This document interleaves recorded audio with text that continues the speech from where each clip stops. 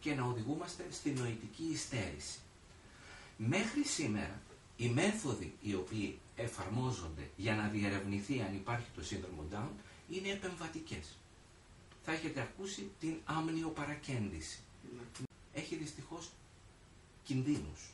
Και ο κίνδυνος είναι ότι μπορεί να προκαλέσει αποβολή του εμβρίου.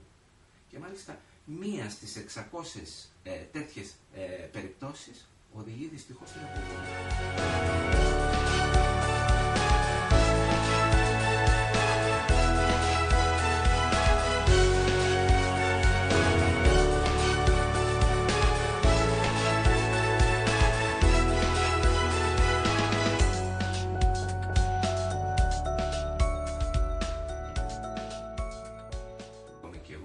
Όπου τελικά δημοσιεύσαμε τα πρώτα αποτελέσματα πέρσι, ακριβώς πριν ένα χρόνο, για μία μη επεμβατική καινοτόμο διαγνωστική μέθοδο για το σύνδρομο του Down.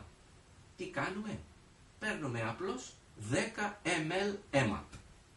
Τίποτα άλλο. Αυτό λοιπόν έχει σαν αποτέλεσμα, σε αυτό ακριβώς που με ρωτήσατε, ότι με αυτόν τον τρόπο ο κίνδυνος οποιουσδήποτε αποβολής είναι μηδενικός.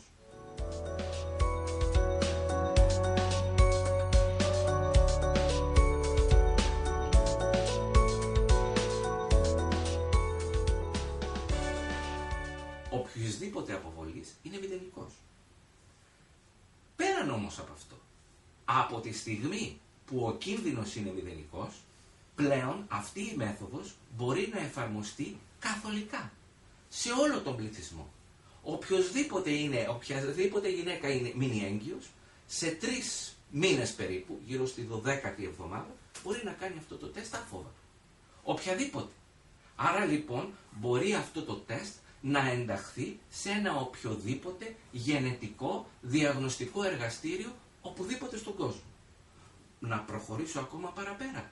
Επειδή ακριβώς μιλάμε για συλλογή αίματος, δεν χρειάζεται οποιοσδήποτε περίεργος καινούριος εξοπλισμός. Δεν χρειάζεται το εργαστήριο να έχει κάτι καινούριο ή να εκπαιδευτεί ιδιαίτερα το προσωπικό ούτως ώστε να συλλέξει αυτό το αίμα. Άρα λοιπόν υπάρχουν πραγματικά πάρα πολλά advantages τα οποία μας επιτρέπουν να πιστεύουμε ότι με αυτόν τον τρόπο μπορούμε να κάνουμε πρόληψη. Διότι αυτό είναι ακριβώς που συμβαίνει με αυτά τα τεστ, τα διαγνωστικά. Γίνεται πρόληψη του οποιοδήποτε φαινομένου, οποιασδήποτε δυσλειτουργίας τέλος πάντων μπορεί να υπάρχει. Άρα όλα αυτά...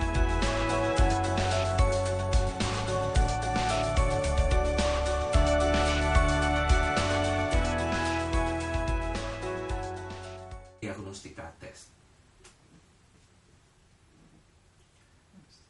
Θα πρόσθετα ότι ακόμα και τα αποτελέσματα μπορούν να βγουν σε ένα πάρα πολύ μικρό χρονικό διάστημα, περίπου 4 με 5 μέρες.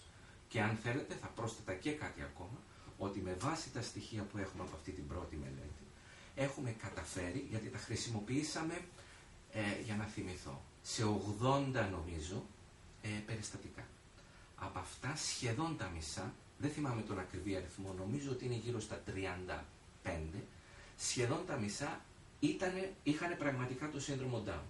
Αυτό που καταφέραμε με τις τεχνικές της στατιστικής τις οποίες εφαρμόσαμε είναι να μπορέσουμε να αναγνωρίσουμε σωστά το κάθε ένα περιστατικό.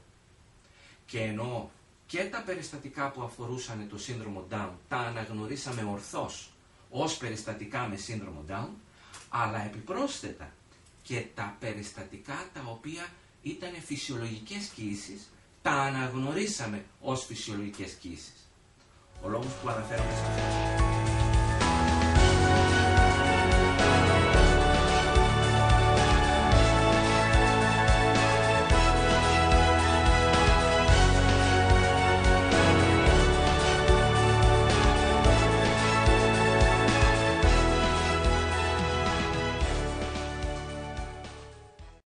Η μελέτη είναι ότι με το αίμα το οποίο συλλέγουμε μπορούμε να μετρήσουμε κάποιους επιγενετικούς δείκτες.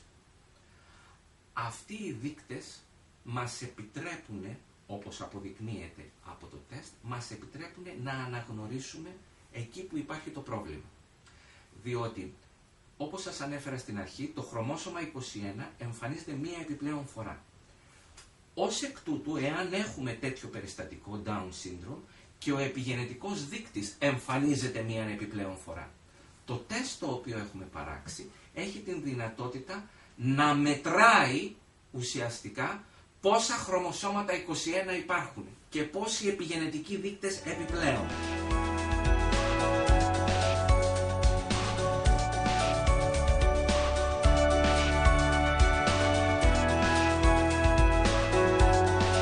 Είναι ακριβώς ότι το περιστατικό αυτό είναι μη φυσιολογικό. Εμείς λοιπόν τώρα τι προσπαθούμε επιπρόσθετα να κάνουμε?